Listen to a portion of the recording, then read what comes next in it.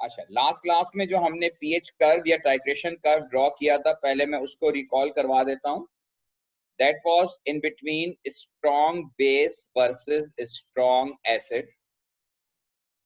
और इसमें मैंने आपको ये बताया था कि पीएच कर्व एक्चुअली ये होता है कि it is a graph in between pH values and volume of acid और alkali added in the flask. जब आप किसी भी फ्लास्क में जहां पहले से एसिड या अल्कली मौजूद हो और आप दूसरा सॉल्यूशन ब्यूरेट से ऐड करना शुरू करते हैं, तो आहिस्ता आहिस्ता पीएच वैल्यू जो है वो तब्दील होना शुरू होती है। अब वो पीएच वैल्यू जो तब्दील होती है, वो pH value Aahista Aahista change होकर एक स्टेज ऐसा आता है कि जब सॉल्यूशन अचानक उसकी पीएच एसिडिक से अल्कलाइन या अल्कलाइन से एसिडिक हो जाती है।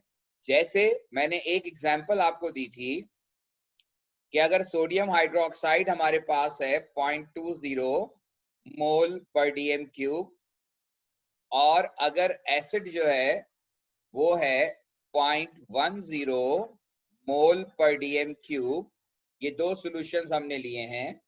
और फर्ज कीजिए कि हमने ये वाला सॉल्यूशन 25 सीएम क्यूब लिया है, और जो सॉल्यूशन आप लेते हैं फिक्स वॉल्यूम, जिस सॉल्यूशन का आप फिक्स्ड वॉल्यूम लेते हैं, तो फिक्स्ड वॉल्यूम वाला जो सॉल्यूशन है वो हमेशा फ्लास्क में लिया जाता है, और जो दूसरा वाला सॉल्यूशन है वो आप ब्यूरेट में लेते हैं।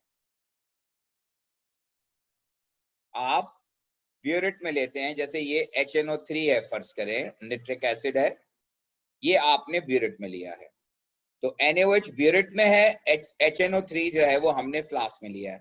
मैं फिर रिपीट कर रहा हूं, जिसका फिक्स्ड वॉल्यूम गिवन होगा वो हमेशा आप लेंगे फ्लास्क में, और जो दूसरा सॉल्यूशन होगा वो आप लेंगे ब्यूरेट में। अब जब आप इस सॉल्यूशन के अंदर ऐड करना शुरू करेंगे, ये ग्राफ होता है इन बिटवीन पीएच, बल्कि मैं नेक्स्ट पेज पे बना देता हूं। ये ग्राफ जो बनता है ये बनता है in between pH and volume of solution added from burette. तो आपने ब्यूरेट में NaOH लिया है, तो वॉल्यूम ऑफ NaOH एडेड का ये ग्राफ बनेगा। तो जो सॉल्यूशन आपने ब्यूरेट में लिया है, जो सॉल्यूशन आपने ब्यूरेट में लिया है, वो सॉल्यूशन आप ऐड करेंगे इनटू द कोनिकल फ्लास्क, जिसमें ऑलरेडी आपने दूसरा सॉल्यूशन लिया हुआ है। जैसे आपने अगर ब्यूरेट में NaOH लिया है, तो आपने फ्लास्क में HNO3 या HCl या कोई भी एसिड लिया है। अगर ये pH 7 है, ये pH 0 है, तो आपका सॉल्यूशन जो मैंने प्रीवियस पेज पे लिखा था, ये 0.1 मोल पर डीएम क्यूब 25 सीएम क्यूब है। अब आपको सोचना है कि इसका एंड पॉइंट कहां पर आएगा। तो ये बात मैंने आपको बताई थी, प्रिडिक्ट करने का तरीका समझाया था कि आप देखिए, अगर ब्यूरेट वाले सॉल्यूशन की कंसंट्रेशन डबल है, तो वॉल्यूम यूज उसका हाफ होगा, यानी एंड पॉइंट जो आएगा इस केस में वो 12.5 सीएम क्यूब पर आएगा। 12.5 सीएम क्यूब पर एंड पॉइंट आएगा।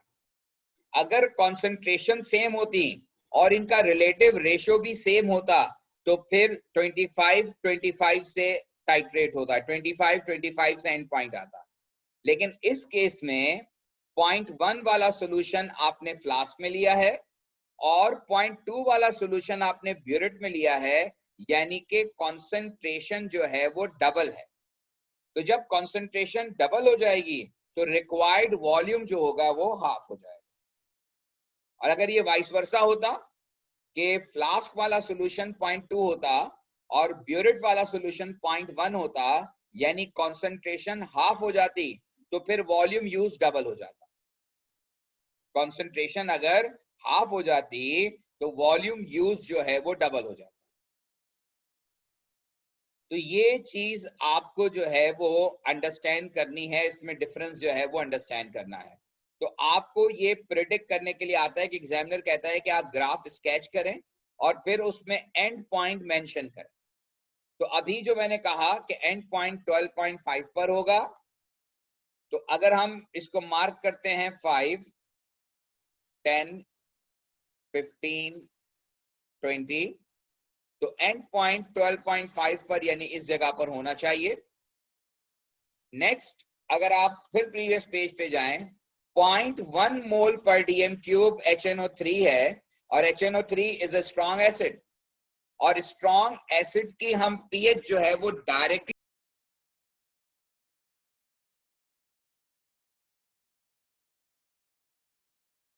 HNO3 जो है वो स्ट्रॉन्ग एसिड है और स्ट्रॉन्ग एसिड की पीएच हम डायरेक्टली निकालते हैं, तो 0.1 मोल पर डीएम क्यूब की जो पीएच होगी वो 1 होगी। 0.1 मोल पर डीएम क्यूब की जो पीएच होगी वो 1 होगी। तो पीएच 1 है, इसका मतलब ये है कि अगर आपने फ्लास्क के अंदर सोल्यूशन जो है लिया है, तो उसकी पीएच जो होगी वो 1 होगी। इसका मतलब है जब आप स्टार्ट करेंगे अपनी टाइट्रेशन, तो उस वक्त जो है पीएच 1 होगी। फिर ये pH Aahista Aahista alkali add करने पर इंक्रीज करेगी,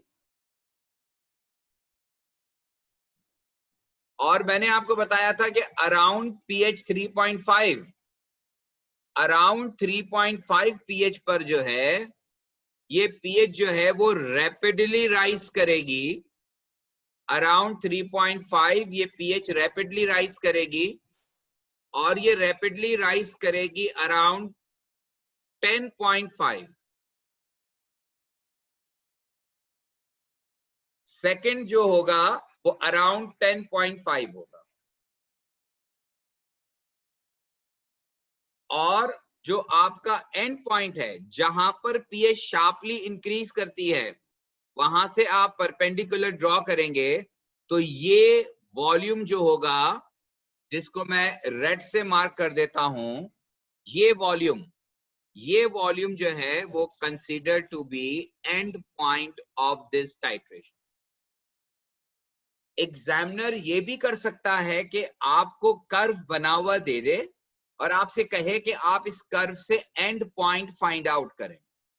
तो एंड पॉइंट फाइंड आउट करने का तरीका क्या होता है कि जहां से पीएच शार्पली इंक्रीज होती है, जहां से पीएच शार्पली इंक्रीज या शार्पली डिक्रीज होती है, तो वहां से आप परपेंडिकुलर ड्रॉ करेंगे और एक्स एक्सिस पर वो जो भी वॉल्यूम शो करेगा वो वॉल्यूम आपका एंड पॉइंट होगा उस टाइट्रेशन। सर स्क्रीन शेयर नहीं हो रही। सॉरी, स्क्रीन शेयर नहीं हो रही सर। स्क्रीन शेयर नहीं हो रही। ओके, देख लेते हैं स्क्रीन क्यों शेयर नहीं हो रही।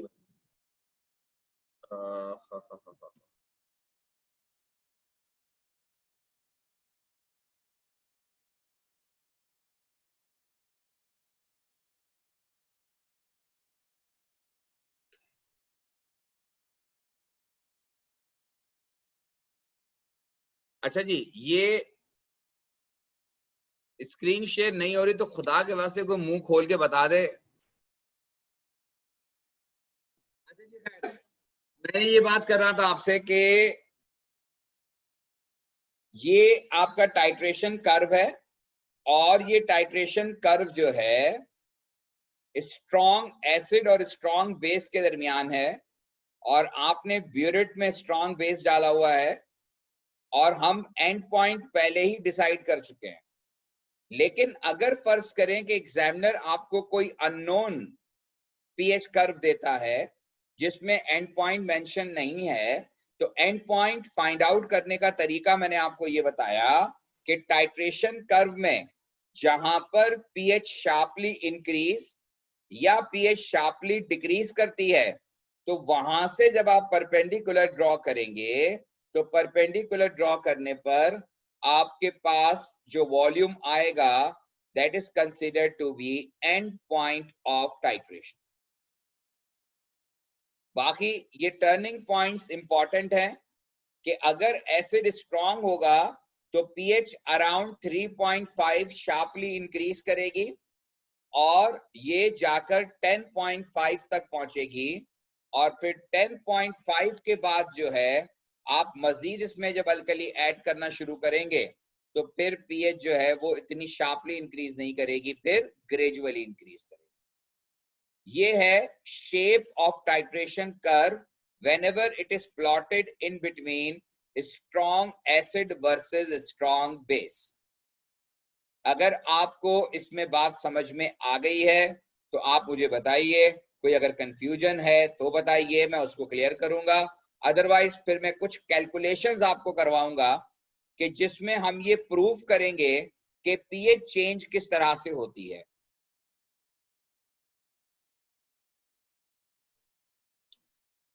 राइट जी, अब मैं आपको कुछ कैलकुलेशंस करवाता हूं जिसमें मैं आपको ये बताऊंगा कि पीएच कब क्या होती है।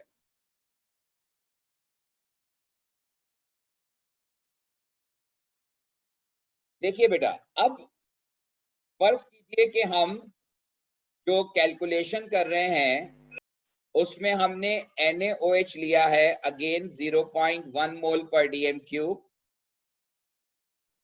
और HCl लिया है और ये भी 0.1 मोल पर डीएम क्यूब लिया है और HCl का हमने 25 cm क्यूब लिया है।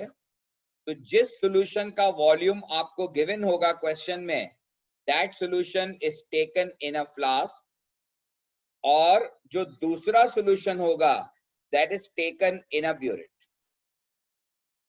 ये बहुत अच्छी तरह समझ लीजिए क्योंकि आपको एग्जामिनर नहीं बताएगा कि कौन सा सॉल्यूशन आपने ब्यूरेट में लिया है, कौन सा सॉल्यूशन आप पिपिट आउट कर रहे हैं। तो जिसका वॉल्यूम आपको गिवन है वो सॉल्यूशन फ्लास्क में होगा और जिसका वॉल्यूम गिवन नहीं है यानी दूसरा सॉल्यूशन वो हमेशा ब्यूरेट में होगा। अब आपने फ्लास्क के अंदर HCl लिया है 0.1 मोल पर डीएम क्यूब 25 cm क्यूब। अब आपको नजर आ रहा है कि दोनों की कॉन्सेंट्रेशन सेम है, तो इसका मतलब है कि वॉल्यूम यूज भी सेम होगा क्योंकि इन दोनों का 1:1 का रेशियो है और अगर कॉन्सेंट्रेशन सेम होगी तो वॉल्यूम यूज भी सेम होगा। यानी अगर आप 25 cm क्यूब HCl ले रहे हैं तो एंड पॉइंट भी 25 cm क्यूब पर ही आएगा। ये तो खैर मैं प्रेडिक्ट करने की बात कर रहा हूं। अब मैं आपको बताता हूं कुछ कैलकुलेशन जिससे आपको ये समझ में आएगा कि जब हम आहिस्ता आहिस्ता NaOH डालते हैं तो किस तरह से पीएच में इजाफा होना शुरू होता है। ये थोड़ी सी लंबी चौड़ी कैलकुलेशन है, पेपर के अंदर ये आपको पार्ट्स के अंदर आएगी, लेकिन मैं आपको चूंकि एक वक्त में करवाऊंगा तो हो सकता है थोड़ा सा अंडरस्टैंडिंग का इश्यू हो। जहां आपको लगे आप काइंडली अपना माइक अनम्यूट कीजिएगा, मुझे बताइएगा, मैं वही स्टॉप करके रिपीट कर दूंगा। अच्छा, कहानी ये है कि सबसे पहले हम कैलकुलेट करते हैं moles of HCl in the flask. यानी अभी हम टाइट्रेशन शुरू करने से पहले हमने फ्लास्क में कुछ मोल्स लिए हैं HCl के, तो moles of HCl in the flask जो है और HCl के मोल्स कैलकुलेट करने के लिए आप चाहें तो कॉन्सेंट्रेशन का फॉर्मूला यूज कर सकते हैं और चाहें तो यूनिटरी मेथड यूज कर सकते हैं। ये मैं यूनिटरी मेथड से कैलकुलेशन कर रहा हूं।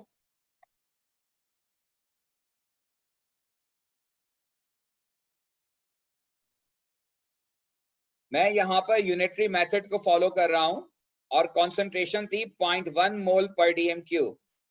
इसका मतलब ये है कि 1000 cm क्यूब के अंदर 0.1 मोल HCl मौजूद है।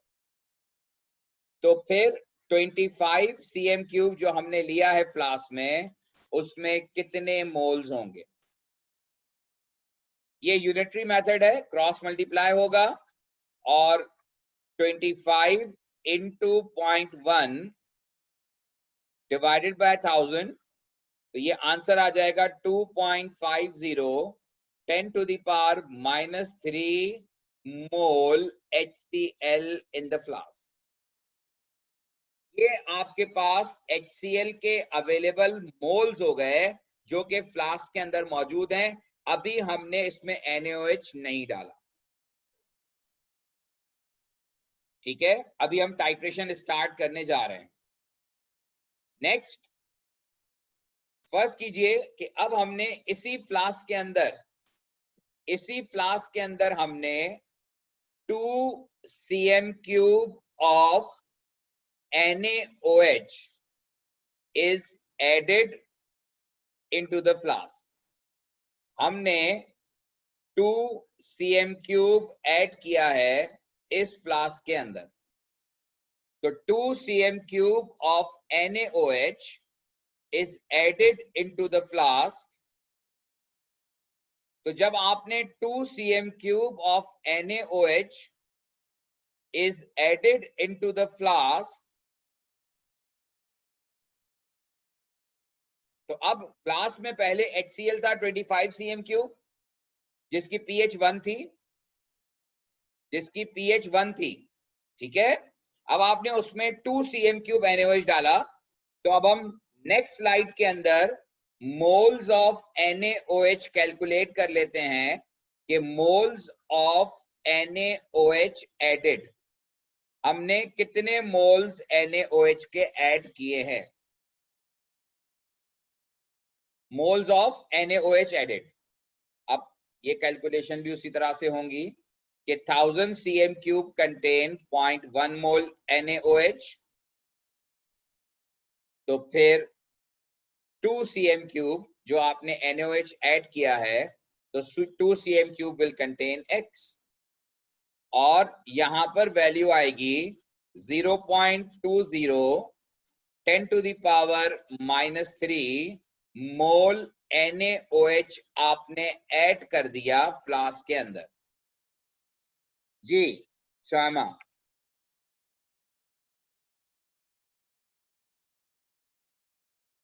ओके। तो ये आपने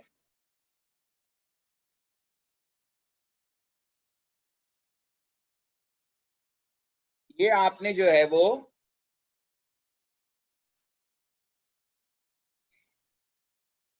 ये मोल्स आपने कैलकुलेट कर लिए NaOH के। और प्रीवियस पेज पे मैं जा रहा हूं, यहां पर हमने HCl के मोल कैलकुलेट किए थे जो पहले से मौजूद थे फ्लास्क के अंदर, ठीक है। अब NaOH ने क्या किया होगा, जैसे ही आपने फ्लास्क में NaOH डाला 2 cm³, तो NaOH और HCl ने आपस में रिएक्ट किया होगा 1:1 के रेशो से, और आपने NaOH डाला 0.2 10⁻³ तो HCl भी 0.2 10⁻³ मोल जो है वो कंज्यूम हो जाएगा। इसका मतलब ये हुआ कि 2 cm³ NaOH डालने के बाद इतना HCl जो है वो इस्तेमाल हो गया, इतना HCl जो है वो कंज्यूम हो गया। पहले आपके पास कितना था, मैं प्रीवियस पेज पे जा रहा हूं, ये थे मोल्स HCl के फ्लास्क के अंदर 2.5 10⁻³ मोल फ्लास्क के अंदर मौजूद थे। आपने उस फ्लास्क के अंदर 2 cm³ NaOH डाला, NaOH ने HCl को कंज्यूम किया, कितना कंज्यूम किया, 0.20 10⁻³ तो अब नेक्स्ट मैं निकालता हूं कि मोल्स ऑफ एसिड या moles of acid HCl remained, बचे कितने, HCl कितना बचा, 2 cm³ NaOH डालने के बाद कुछ HCl इस्तेमाल हो गया, कुछ HCl यूज अप हो गया। तो HCl यूज होने के बाद अब HCl कितना बच गया, तो पहले था 2.50 10⁻³ इसमें से हम सब्ट्रैक्ट करेंगे 0.20 10⁻³ जो इस्तेमाल हो गया। इसका मतलब ये हुआ कि 2.30 10⁻³ मोल HCl जो है वो बच गया है फ्लास्क के अंदर, और जो NaOH हमने डाला था उसने रिएक्ट कर लिया। यहां पर मैं स्टॉप करता हूं, बात आपसे पूछता हूं, सवाल कोई आपके जहन में है तो पहले पूछिए, फिर हम बात को आगे बढ़ाते हैं।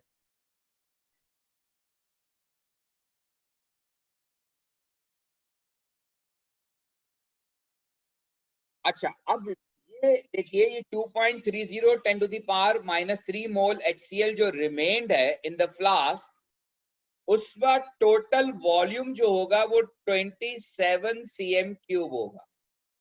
क्यों 27 होगा? उसकी वजह यह है कि 25 तो पहले से था, है 25 तो पहले था, आपने उसमें 2 cm³ NaOH डाल दिया। जब आपने उसमें 2 cm³ NaOH डाल दिया तो टोटल वॉल्यूम फ्लास्क में 27 हो गया।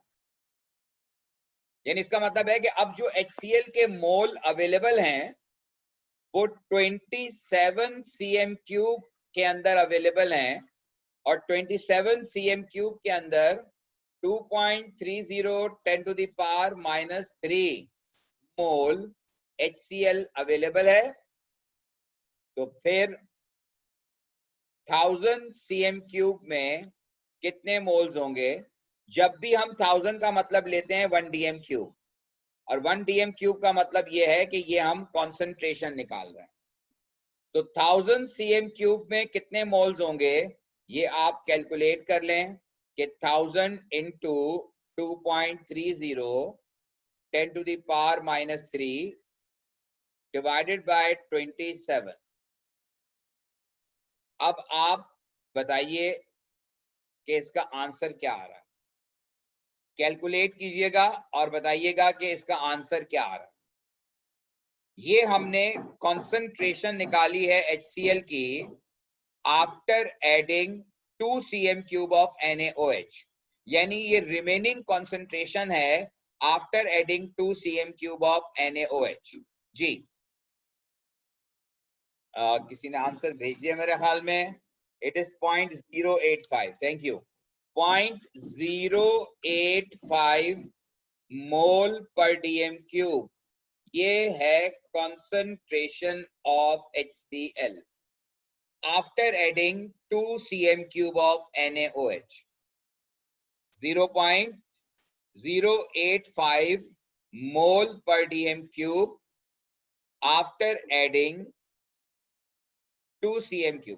शुरू में 0.1 मोल पर dm³ था, अब ये कम होकर 0.085 हो गया। और 0.085 की pH क्या होगी? और pH का फॉर्मूला होता है negative log of hydrogen ion concentration. तो नेगेटिव लॉग ऑफ 0.085 ये कैलकुलेट कीजिएगा कि what is the pH of acid after adding 2 cm³।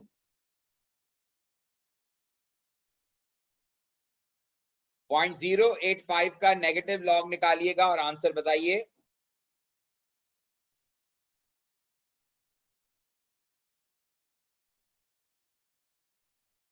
Okay ji, answer आया 1.07। तो 1.07 हो गई बेटा pH। ये कॉन्सेप्ट आपको बता रहा है कि जब आपने HCl में 2 cm³ NaOH डाला तो 2 cm³ NaOH डालने के बाद सॉल्यूशन की pH जो पहले 1 थी अब 1 से चेंज होकर 1.07 हो गई है। इसीलिए आप देखें कि जो मैंने आपको कहा था कि pH बहुत ग्रेजुअली इंक्रीज करती है, शार्पली इंक्रीज नहीं करती अल्कली ऐड करने पर, ग्रेजुअली इंक्रीज करती है। और ये मैंने कैलकुलेशन से प्रूव किया है कि अगर आप 0.1 मोल पर dm³ सॉल्यूशन ऑफ HCl के अंदर 2 cm³ NaOH डाल रहे हैं तो 2 cm³ NaOH डालने के बाद जो pH आई वो 1.07 आई। होपफुली आपको मेरी बात समझ में आ गई होगी। अगर आपको कोई क्वेश्चन करना है तो कर लीजिए। मैं यही कैलकुलेशन अब रिपीट करूंगा 24 cm³ के साथ, ताकि आपको फर्क समझ में आए कि 24 cm³ जब हम ऐड कर देंगे NaOH के उस वक्त सॉल्यूशन की pH क्या होगी। सवाल? अच्छा जी, अब मैं क्या कर रहा हूं, मैं अब जो है मोल्स ऑफ NaOH एडेड में अब मैं इंस्टेड ऑफ टेकिंग 2 cm3। फर्ज कीजिए कि अब मैं 24 cm3 ऑफ NaOH डाल चुका हूं। 25 cm3 HCl के अंदर मैं 24 cm3 ऑफ NaOH डाल चुका हूं। अब मैं कैलकुलेट करना चाह रहा हूं कि 24 cm3 डालने के बाद अब pH क्या है, इस वक्त pH क्या है when 24 cm3 was added। Calculation वही रिपीट होगी। पहले हम moles of NaOH added calculate करेंगे। पहले 2 cm3 के लिए किया था, अब 24 के लिए कर रहे हैं। और 24 के लिए जो हो जाएगा ये हो जाएगा 2.40 10⁻³ मोल NaOH। और फिर NaOH और HCl का जो रेशियो है, NaCl और 1:1, तो 2.40 अगर NaOH हमने डाला है तो HCl कंज्यूम भी 2.40 होगा। और अब अगर आप यहां पर सब्ट्रैक्ट करेंगे तो ये 2.40 10⁻³ और ये बचेगा 0.10 10⁻³ मोल HCl remained। 0.10 10⁻³ मोल HCl remained। और अब जो टोटल वॉल्यूम है 25 एसिड का था और आपने NaOH 24 इसमें डाल दिया है, तो अब जो HCl रिमेन्ड होगा, सॉरी टोटल वॉल्यूम जो होगा वो 49 cm3। HCl remained is 0.1 10⁻³ mole HCl remained in 49 cm3 of volume। अब हम कॉन्सेंट्रेशन निकाल लेते हैं। 49 के अंदर 49 cm3 कंटेन 0.10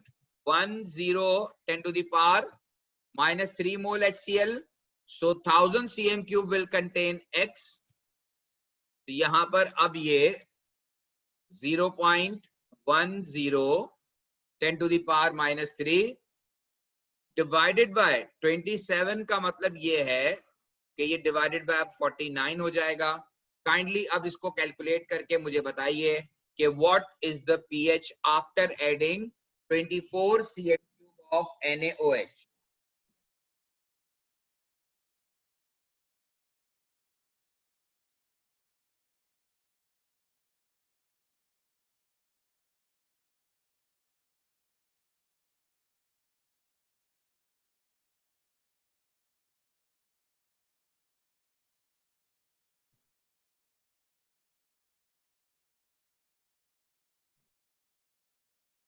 बेटा क्या आंसर आ रहा है?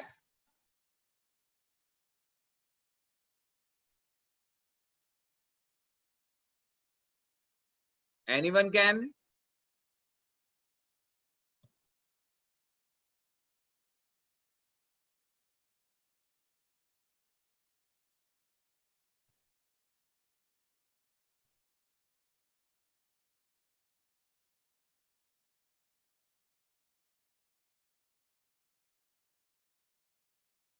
अच्छा जी, ये आ रहा है 2.04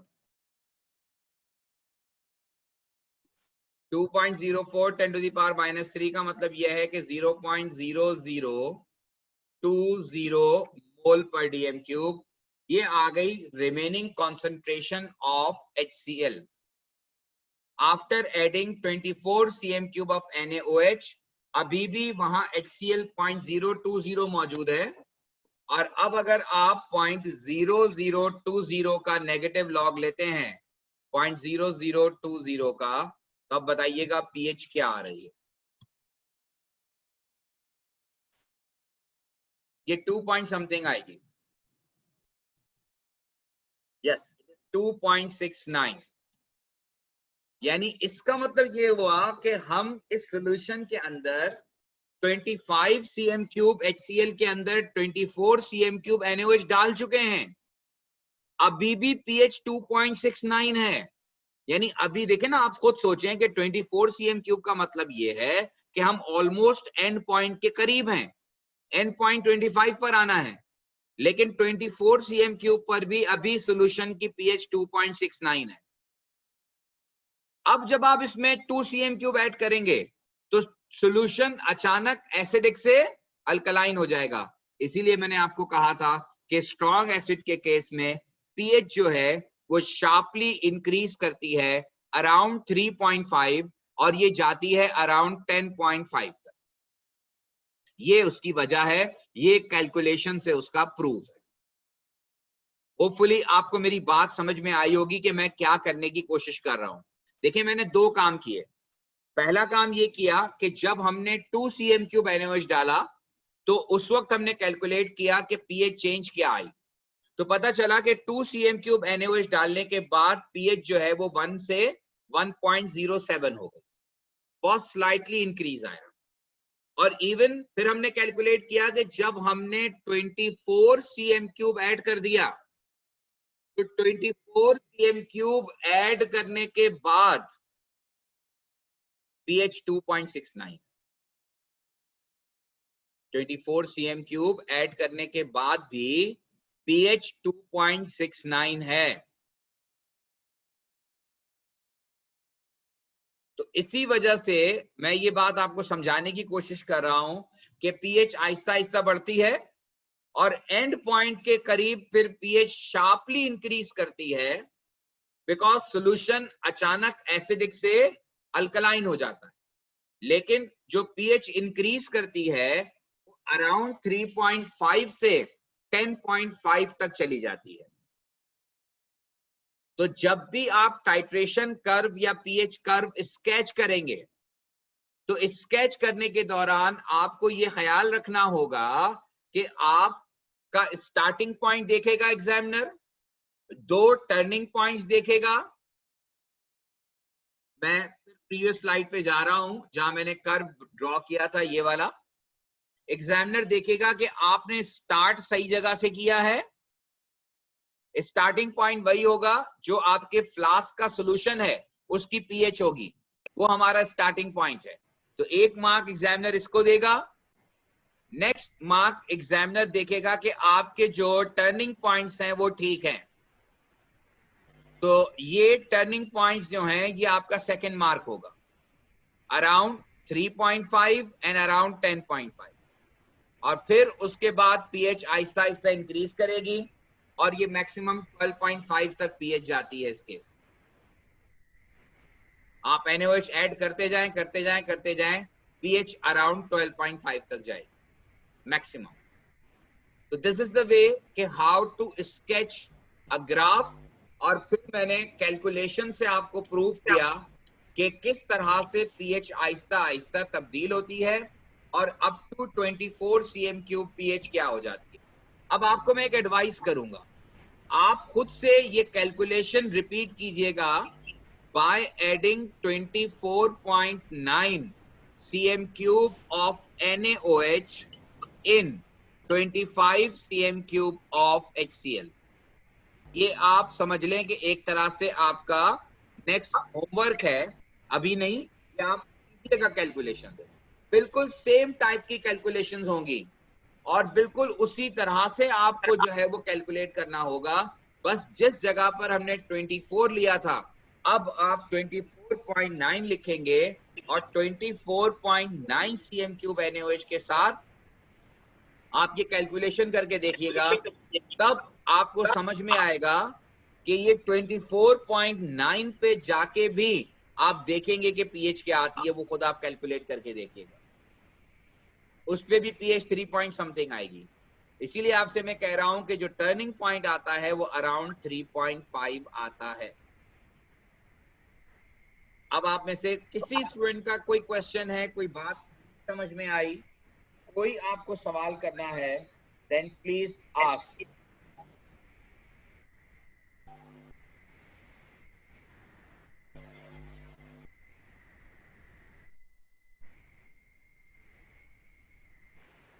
बेटा ओके, एक मैं कर्व और बना देता हूं, ये शायद मैंने पिछली क्लास में भी बनाया होगा। और इस मर्तबा जो मैं कर्व बना रहा हूं वो ये है कि NaOH मैं ले रहा हूं 0.1 मोल पर DM क्यूब, 25 cm क्यूब, और HCl मैं ले रहा हूं 0.050 मोल पर DM क्यूब। अब मैंने आपको कहा था कि जिसका वॉल्यूम गिवन है वो सॉल्यूशन हम फ्लास्क में लेते हैं और दूसरा सॉल्यूशन हम ब्यूरेट में लेते हैं। इसका मतलब ये हुआ कि इस मर्तबा टाइट्रेशन हम उल्टी कर रहे हैं। फ्लास्क में NaOH है और ब्यूरेट से हम HCl ऐड कर रहे हैं। तो अब जो हमारा ग्राफ बनेगा वो बनेगा in between pH and volume of HCl added, और volume of HCl added in cm3। Burette से HCl ऐड कर रहे हैं तो ये 7 हो गया, ये 0 हो गया और ये 14 हो गया। अब आपका जो टाइट्रेशन कर्व या पीएच कर्व बनेगा उसका स्टार्टिंग पॉइंट डिफरेंट होगा। इसकी वजह यह है कि अब आपने फ्लास्क के अंदर जो सॉल्यूशन लिया है वो अल्कली है, और अल्कली जो आपने लिया है ये 0.1 मोल पर DM क्यूब है, और अगर आप इसकी पीएच कैलकुलेट करेंगे तो इसकी पीएच 13 आएगी। अब आप में से कोई कहता है कि ये NaOH की पीएच कैसे कैलकुलेट होती है, तो मेरे प्रीवियस क्लासेस पे आप जाएंगे और देखेंगे कि मैंने उसमें पीएच कैलकुलेशन के तरीके आपको बताए हैं कि strong acid, strong base, weak acid, इनकी पीएच कैसे कैलकुलेट होती है। तो अगर आप NaOH 0.1 मोल पर DM क्यूब की पीएच कैलकुलेट करेंगे तो ये पीएच 13 आएगी। इसका मतलब ये हुआ कि इस केस में जो आपका स्टार्टिंग पॉइंट होगा वो 13 होगा। एग्जामिनर ये चेक करेगा कि आप पीएच 13 से ग्राफ को स्टार्ट कर रहे हैं। तो ये आपका स्टार्टिंग पॉइंट हो गया एट पीएच 13। अब आप इस NaOH के अंदर HCl डाल रहे हैं। जब आप NaOH के अंदर HCl डाल रहे हैं तो HCl क्या करेगा? HCl NaOH से रिएक्ट करेगा और आहिस्ता आहिस्ता NaOH की क्वांटिटी को कम करना शुरू करेगा। और जब NaOH की क्वांटिटी कम होना शुरू होगी तो इसका मतलब यह है कि आहिस्ता आहिस्ता पीएच कम होना शुरू हो जाएगा। क्योंकि NaOH ज्यादा होता है तो पीएच ज्यादा होती है, NaOH कम होता जाएगा, पीएच कम होती जाएगी। तो अब आपका कर्व बजाय इंक्रीजिंग के अब ये डिक्रीजिंग ऑर्डर पे चलेगा। अगला सवाल ये है कि एंड पॉइंट कहां पर आएगा। तो जो सॉल्यूशन ब्यूरेट में है उसको देखते हैं। ब्यूरेट वाले सॉल्यूशन की कंसंट्रेशन फ्लास्क वाले सॉल्यूशन के हाफ हो गई। कंसंट्रेशन ऑफ NaOH 0.1 है और HCl जो आपने ब्यूरेट में लिया है उसकी कंसंट्रेशन 0.05 है, यानी कंसंट्रेशन इज एग्जैक्टली हाफ। और अगर कंसंट्रेशन एग्जैक्टली हाफ है तो एंड पॉइंट वॉल्यूम जो है वो एग्जैक्टली डबल हो जाएगा। एंड पॉइंट वॉल्यूम जो है वो एग्जैक्टली डबल हो जाएगा, यानी 50 cm3। वॉल्यूम ऑफ HCl जो है वो एग्जैक्टली डबल हो गया क्योंकि कंसंट्रेशन हाफ हो गई। जब भी ब्यूरेट वाले सॉल्यूशन की कंसंट्रेशन हाफ होती है तो रिक्वायर्ड वॉल्यूम डबल हो जाता है। बाकी जहां तक टर्निंग पॉइंट्स का ताल्लुक है तो turning points will remain same. Strong base में turning point is around 10.5 and the second turning point is around 3.5, यानी पीएच शार्पली डिक्रीज करेगी 10.5 से 3.5।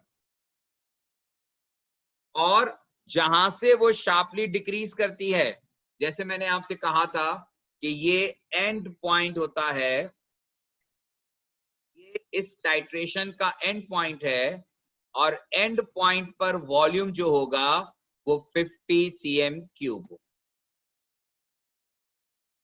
ये है बेटा another titration curve with the different conditions। दोनों स्ट्रॉन्ग एसिड और स्ट्रॉन्ग बेस के कर्व मैंने आपके सामने बनाए हैं, लेकिन दोनों कर्व में जो फर्क है वो फर्क इस बात का है कि एक में हमने ब्यूरेट में एसिड डाला है, एक में हमने ब्यूरेट में अल्कली डाला। So this is all about titration curve related to strong acid and strong base. और मैंने पीएच चेंजेस की कैलकुलेशन भी आपको करवाई है। होपफुली आपको मेरी बात समझ में आ गई होगी। और अगर आपको लगता है कि कोई क्वेश्चन आपको करना है, कोई बात नहीं क्लियर, तो प्लीज पूछ लें। अदरवाइज बाकी बात इंशाल्लाह इसी टाइट्रेशन कर्व को हम कंटिन्यू करेंगे। अब हमें वीक एसिड, स्ट्रॉन्ग बेस, बाकी कॉम्बिनेशन के साथ करना है। अगर आपको कोई सवाल है तो अभी पूछ लीजिए, नहीं है तो फिर इंशाल्लाह नेक्स्ट क्लास में हम इसको और आगे बढ़ाएंगे।